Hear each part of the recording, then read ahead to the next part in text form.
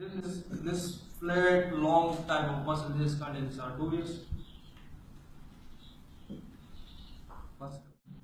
Now you can see here on the anterior side,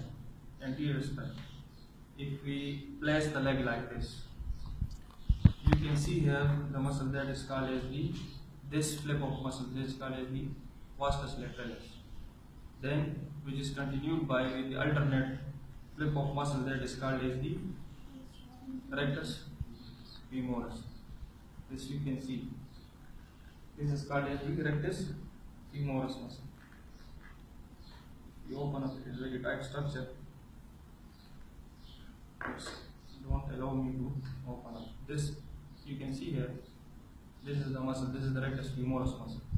This is the rectus femoris muscle, and you can see the fibers. The speciality of